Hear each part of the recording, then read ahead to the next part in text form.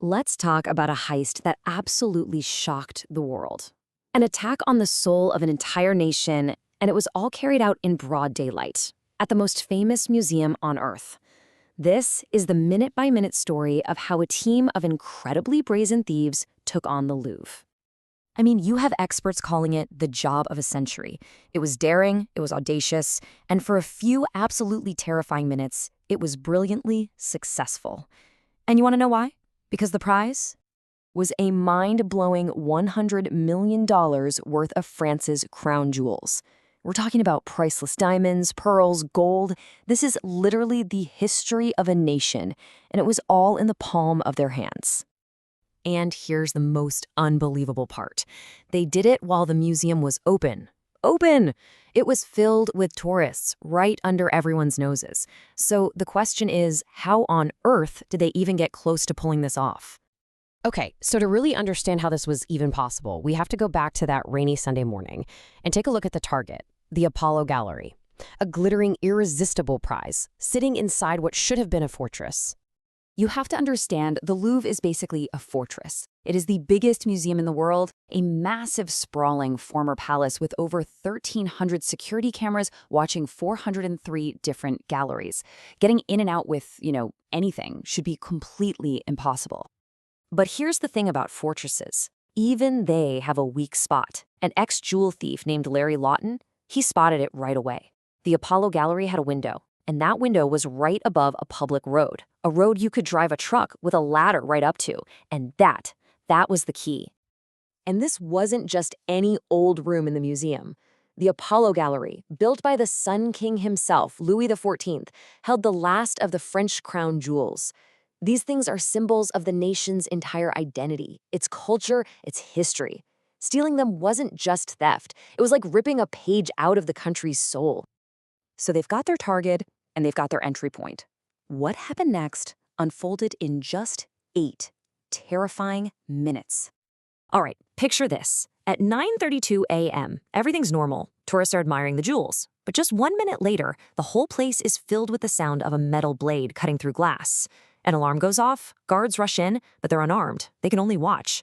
It takes the thieves 2 frantic minutes to breach the bulletproof cases, snatch the jewels, and by 9:40 a.m., they've jumped from the balcony and just vanished on scooters, right as the police are closing in.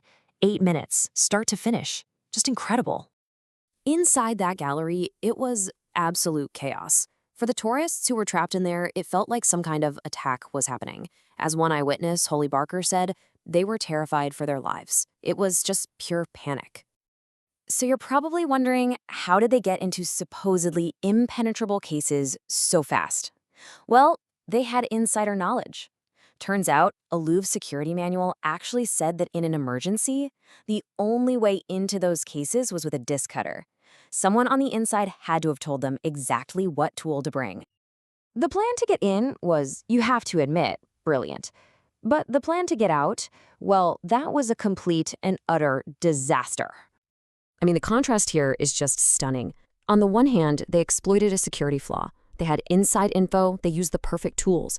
But on the other hand, they totally panicked. They rushed, they failed to burn their evidence, they left over 150 DNA samples, and, this is the big one, they dropped a priceless crown.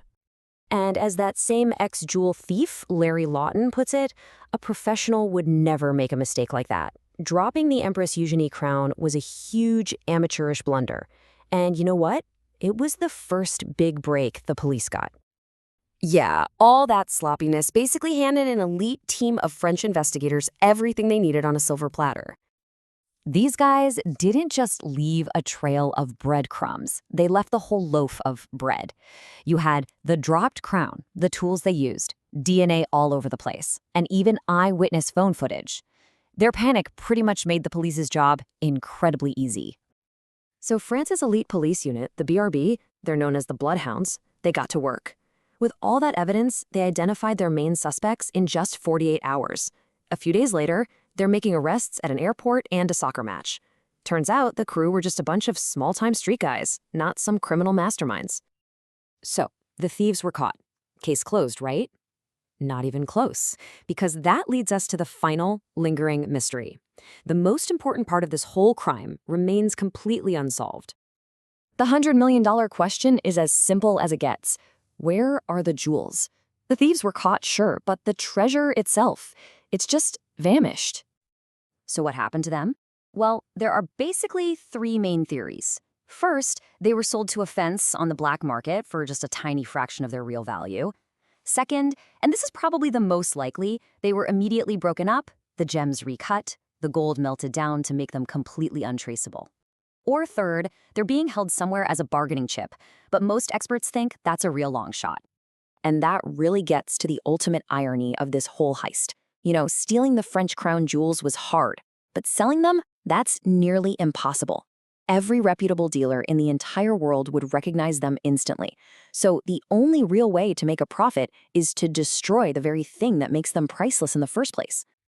Which brings us to the final, most tantalizing question of all. The thieves who actually carried out the heist. They were amateurs, hired muscle. So who was the real mastermind? Who had the insider knowledge? Who hired the crew? And who is now sitting on that fortune? That's the one person who got away clean and whose identity remains the biggest secret of this entire story.